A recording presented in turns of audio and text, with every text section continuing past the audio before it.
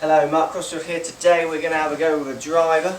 Let's give you a few ideas of what you need to be thinking about if you want to get control of this club and control those slicing off to the right shots that lots of you struggle from. Let's get into it.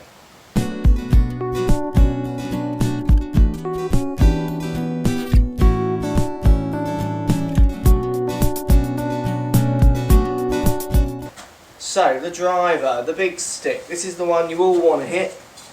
It is the one that I get lots of people emailing me and coming for lessons and talking about trying to control the amount of slice they get on the ball. So slice, left to right movement in the air, the ball spinning off to the right, or even it can slice on the target. It's that left to right movement in the air that's getting people into all kinds of trouble. So, look, let's go through a few key points that you have to be doing if you want to get control of your driver. So first thing you need to be thinking about when it comes to hitting a driver with no slice or reduced slice is you've got to be aware of the club face. So you've got to have some club face control.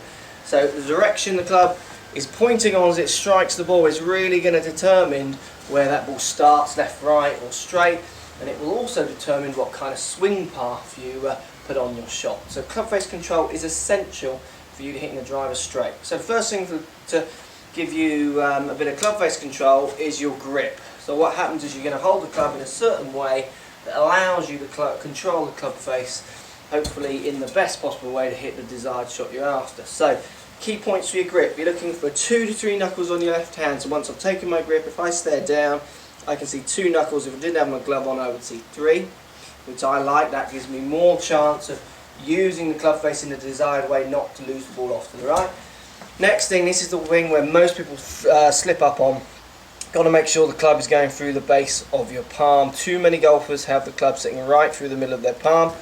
As soon as you got the club through the middle of your palm, it's weak. A weaker wrist action will always encourage a more open club face and that weaker off to the right shot. So 2 to 3 knuckles on your left hand as you glance down, and that one, that's key. Make sure you get the club in the base of your palm. Okay, next thing you've got to think about, once you've got your grip set up, that's going to give you a bit more feel and a bit more chance of having some club face control, but it won't do it. You've still got to be aware of where the club face is as it swings around your body. Now this is the key point to hitting straighter tee shots. Let me show you what I mean. If I hit a shot here with the club face open, so pointing to the right, I've got a driver, so I'm going to hit the ball with some commitment. Now I'm going to accept that the face is open, so what happens is I know this ball is going to go to the right if I hit it with that club face. So now it's going to affect a couple of things, the way I stand and the direction I swing on. I'm going to try and change my club path to counteract that club face, because I know I'm going to hit it with the open face, because I'm going to take it as given I'm going to hit it with an open club face. Now even though you guys don't think you're hitting it with an open club face, subconsciously your coordination can feel that that face is open, so it will start making these changes in your setup, in your swing path, to try and hit your target. So if I just stand here and hit one with my normal club path with an open face, the ball just shoots massive off to the right with spin. So what happens to control that spin? Obviously you've got to remember that your conscious mind doesn't think the face is open, but your subconscious can feel it's open. So what happens is you start trying to counteract that, aiming left, swinging to the left, try and slice the ball back to target. Obviously not the desired shot you want, but does give you some desired results. It gets you around a golf course. So really, if you're out there thinking about your club path, so thinking about hitting from the inside, like everyone talks about and what have you, you're wasting your time if you haven't got this club face control. Because 9 times out of 10 I find with students, as soon as you give them a bit of club face control, so a bit more of where the club face needs to be as it swings around their body, what happens is their club path starts to marry up with that club face. Their coordination takes over and they actually can feel that face working differently, and as soon as they start to trust it, they start to hit through the ball a lot better. So look, club face control, good grip, like I said there. Next thing you need to be thinking about is how this club is moving around your body, and you need to start thinking about moving the club around your body more in a slightly turn down to the ground manner. So most people take the club back with the face trying to turn up to the sky. So your first stage of checkpoint, take the club parallel to the ground so it's level with the ground. And just try and make sure the club face is pointing slightly down at the ground. So you can see how this face just slightly points down. Now I am doing that in the way I'm using my wrist. So basically I'm using my back of my left hand to my arm relationship to control that face. So I know if I turn that wrist flat with my left arm, so not cupping, flattening that angle off, I know that club face is working more to a square to slightly closed position. And if I continue that feeling up to the top of my backswing, where I feel that the left wrist is flat with my left arm, again I can feel the face turning almost more up to the sky. That's going to move the club face more in a square to closed position, and it will just totally counteract that slicing off to the right action that you get. So, club face control, backswing, you're thinking about the way you're working your wrist, which in turn thinks about the way you're working your club face.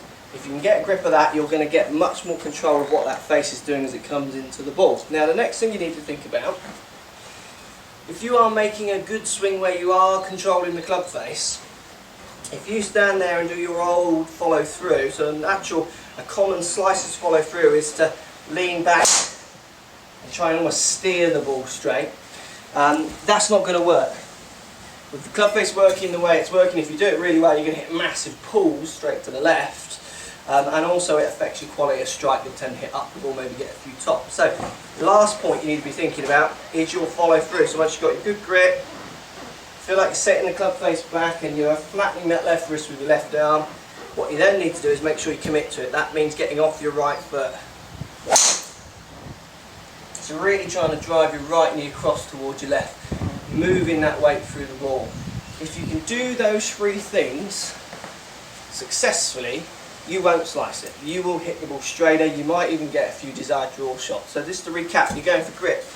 2 to 3 knuckles on your left hand as you look down. You've got to make sure that you get the club in the base of your palm. This is the killer that people forget. They get it through the middle of the palm, which is weak. Got to be in the base.